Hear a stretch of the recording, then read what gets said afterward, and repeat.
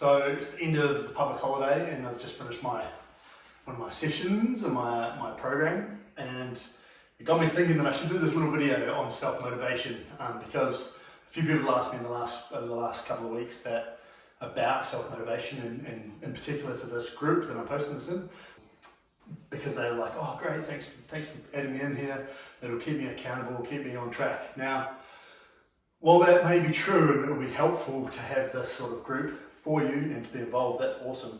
Absolutely, I totally agree. But it's still not going to make you do the things or you really hone in and make you responsible for doing your own personal health and fitness stuff. So I thought I'd share a couple of key things. I've actually got 3 key things that I always think about and I teach and I coach to my clients, my personal one-on-one clients, that really help them stay on track. And the number one thing to fall back on is the structure, right? Always having a program structure.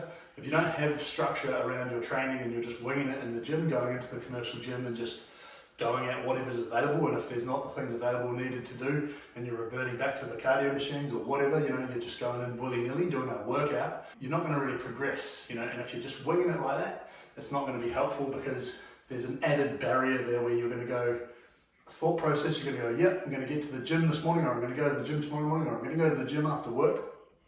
But on the way there or during that time in between now and the gym, you're thinking about, like, you might be, back of your head thinking about what you've got to do. If you have a structured program, you don't have to think about what you're going to do. You know what you're going to do because you've got a structured program. It tells you exactly what to do. So it's a no-brainer. It's one less thing to think about.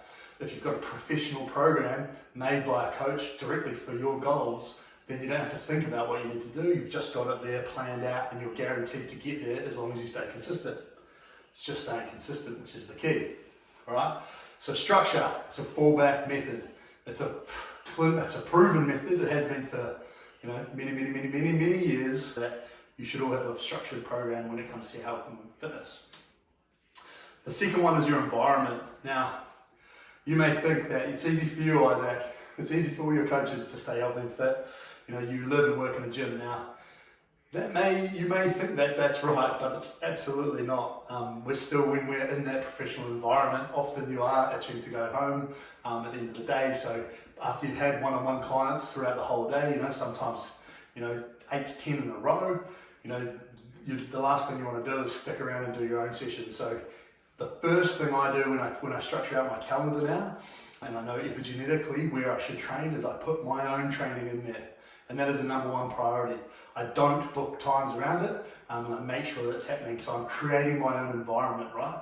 If someone tells me, oh, can I please train at this time? I'll go, no, I'm booked out. Don't have to tell them reasons, but that's my priority. If I don't look after myself, I know I'm not going to perform well, I'm not going to make great decisions, I'm not going to be great husband, I'm not going to be a great father for my fur children. All of my life won't be as good as it could be because we know health and fitness makes everything else better. Okay, so structure and environment. I've also made it that I can be here at home and I can train, right? Because I've got enough equipment for me to tailor make, whatever session I need to do here at home. So if I'm at home or I'm at the gym or I'm at a park or whatever, or I'm in my car, or I'm at our corporate gym, wherever, I can do a session that is relevant to my program, so I can make sure that I get that done because I've got the structure. So structure and environment. The third thing, and most importantly, is having the support system, right? Making sure that I've got professionals around me that hold me to a higher account and they support me and understand that it's a priority for me. I've also got a lovely wife that also make sure that happens as well and knows it's a priority for me, and her equally opposite is it's a priority for her to look after her own health and well-being, and I support her with that. Having family and friends all around you that understand that too. And the funny thing is that a lot of people say to me, yeah, but I don't have enough time. It's like we've all got the same amount of time, and it's up to you if you really want that, and what the why is and the purpose that you really want to get results.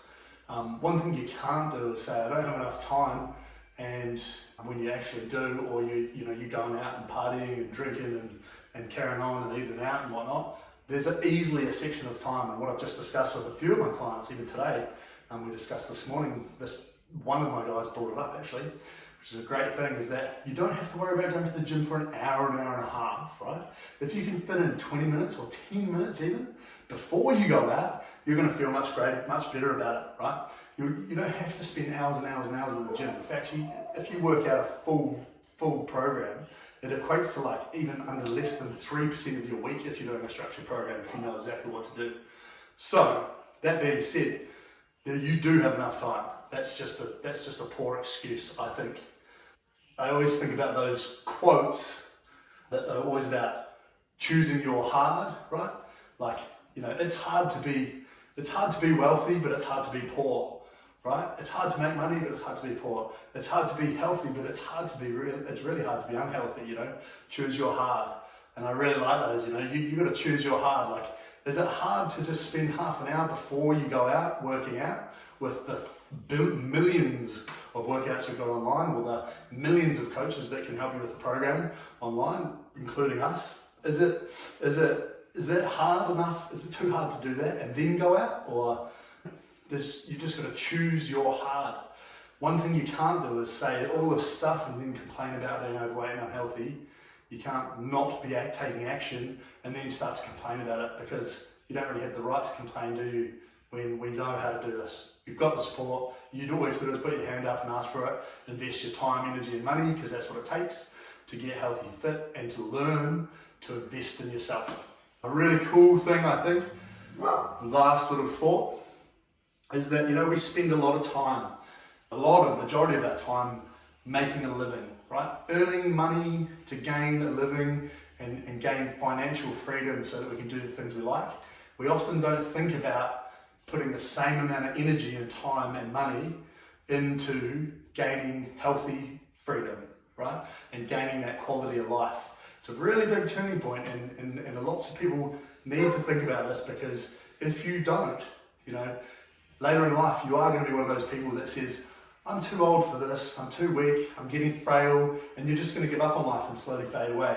Whereas you can Google anytime you like on the people who are 60 plus still doing handstands, crawling around, strength training, living a great life, not with their walkers and those sorts of things succumbing to that frailty. Okay, some of those is pretty harsh truths, and it's obviously, I'm speaking very generally, because there are some challenges that we may run into in life, but you deal with them as they come up. But I'm telling you this, being healthy, fit and strong makes everything a lot easier to deal with, okay? So choose your hard. It's a pretty easy self-motivation. I would call it personal responsibility to keep yourself healthy, fit and strong so you can live a great life. It's no one else's responsibility to do that for you but yours. Hope you get something from that, team.